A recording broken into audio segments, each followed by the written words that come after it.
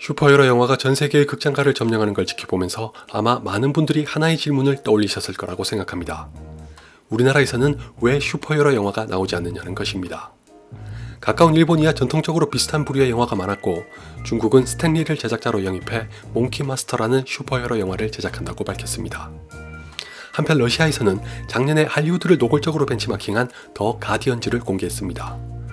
그보다 앞선 2010년에는 인도가 특유의 황당한 캐릭터와 액션을 내세웠던 로봇을 개봉시켰었죠. 이런 마당에도 우리나라는 슈퍼히어로 영화에게 손을 내밀지 않았습니다. 영화 시장의 규모를 고려하면 의아할 정도입니다. 물론 여러가지 이유를 짐작해 볼 수는 있습니다.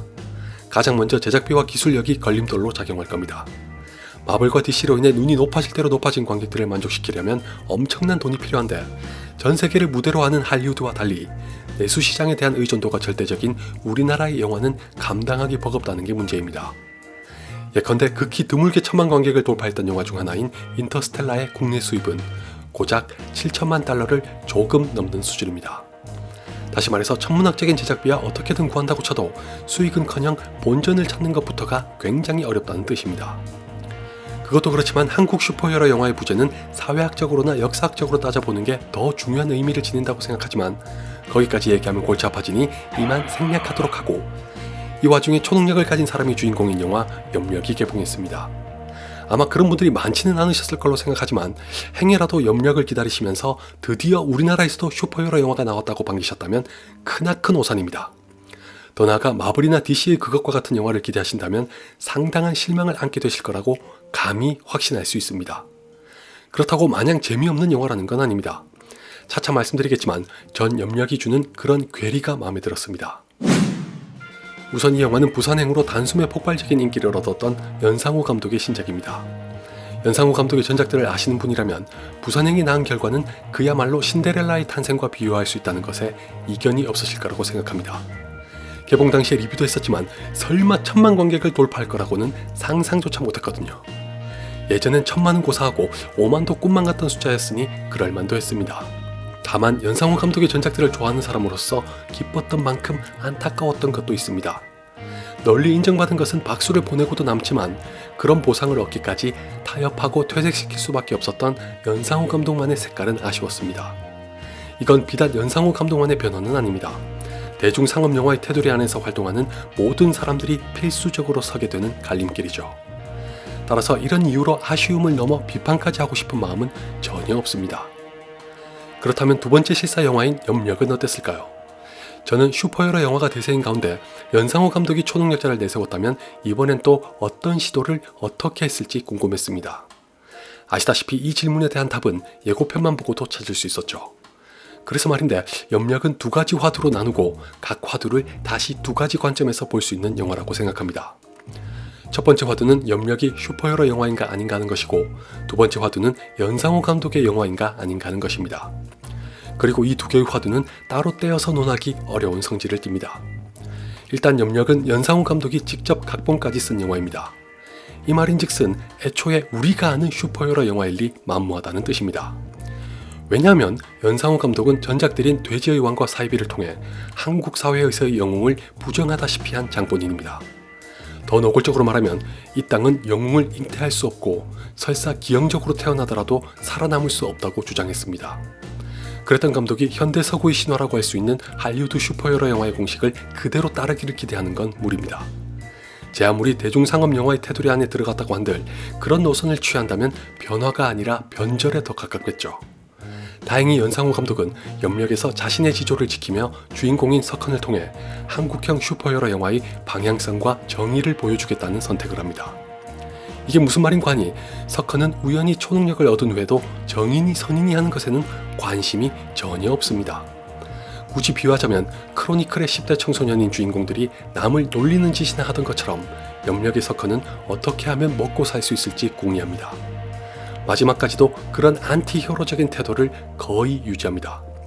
그의 딸을 등장시키는 의도 중 하나도 바로 이 때문일 것 같습니다. 언뜻 석헌이 약자의 편에 서서 악당을 물리치는 것처럼 보일 수도 있지만 실제로는 아버지로서 딸을 지키려는 일념이 더 강하게 작용합니다. 그러니까 연상호 감독은 다소 뻔해 보이는 부녀관계라는 설정을 이용해서 슈퍼히어로 영화의 전형에서 벗어나려고 한 것입니다. 이를테면 석헌은 슈퍼히어로가 아닌 딸을 구하고 싶은 아버지일 뿐이라고 말하고 싶었던 거겠죠. 여러분도 마지막까지 석헌을 유심히 보시면 제 얘기에 조금은 공감하게 되실 거라고 생각합니다. 이제 두 번째 화두를 살펴보겠습니다. 염력은 연상호 감독의 영화일까요? 맞기도 하고 아니기도 합니다. 전 예고편을 보고 놀랐습니다. 연상호 감독이 코미디에 도전했으니 그럴만도 한데 이것만 가지고는 긍정적이라거나 부정적이라고 함부로 판가름할 수 없습니다.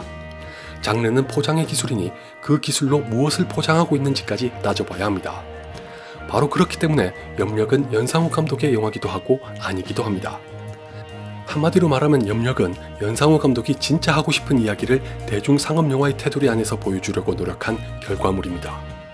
부산행이 좀비 영화라는 장르에 내재된 함의에 의존하여 피력하는 것으로 만족했다면 염력은 슈퍼히어로 장르를 가져다가 해체하고는 그 속에 기존의 애니메이션에서 보여줬던 날카로운 비판 정신을 담으려고 했습니다. 이것을 서슬퍼렇게 보여주고 있는 것이 바로 정유미가 연기한 홍상무입니다. 비록 홍상무는 분량이 많진 않지만 기존의 이미지를 여지없이 깨버린 정유미의 연기만큼이나 충격적이고 놀라운 캐릭터입니다. 초능력 아저씨, 진짜 능력을 가진 사람들은 처음부터 이기도록 태어난 사람들 거라고요. 방금 들으셨던 대사가 모든 걸 말해주듯이 홍상무는 이 영화의 시작이자 끝입니다. 을과 을이 연이어 나타나는 중에도 갑은 보이지도 않는 계급 구도를 함축적으로 전달하고 있으니 단언컨대 한국형 슈퍼히어로 영화에 이보다 더 적합할 수 없는 악역입니다. 여기에 부와 권력을 개가되어 터무니없는 헛소리나 짓거리는 언론까지 가세하면 염력은 작금의 현실을 적나라하게 보여주며 고발하는 영화가 됩니다.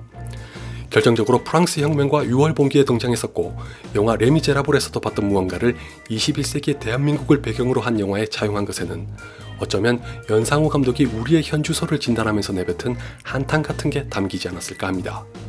더욱이 지금까지 논란의 여지는 남은 실화를 삽입했을지언정 사태의 본질이 무엇인가를 정확하게 짚었다는 것도 시사하는 바가 큽니다.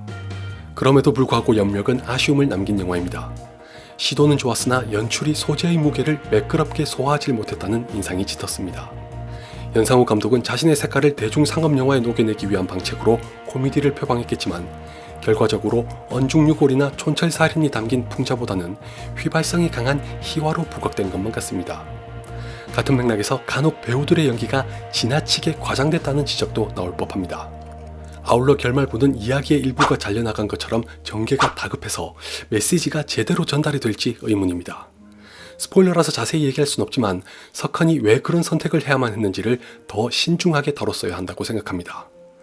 하지만 제게는 염력이 긍정적으로 와닿은 건 부산행과 서울역 사이에 위치한 영화이기 때문입니다. 바꿔 말하면 대중상업영화를 연출하면서 폭넓은 관객을 아울러야 하는 연상호 감독과 잔인할 만큼 날카로운 비판 정신을 가졌던 연상호 감독이 절충점을 찾아가는 과정에 놓인 영화가 염력입니다. 사실 초능력을 다루면서도 서울역에 더 가까운 영화는 이미 이전에 있었습니다. 바로 지난 2010년에 강동원과 고수가 주연했던 초능력자입니다. 개인적으로 결말만 놓고 보면 고민할 것도 없이 초능력자의 손을 들어주고 싶은데 이 영화는 2명의 스타급 배우가 출연했고 아주 나쁘진 않은 완성도를 가졌으나 흥행에선 썩 좋은 성과를 거두지 못했습니다. 그래서인지 저는 염력을 보면서 연상호 감독이 초능력자의 상업적 실패를 의식했던 게 아닐까 하는 생각도 가졌습니다. 만약 그랬다면 우린 염력을 통해 연상호 감독의 과도기를 보는 것일지도 모릅니다. 그런 의미에서 부디 다음에는 더 확고하게 중심을 잡아서 뼈있는 영화로 돌아오길 기대합니다.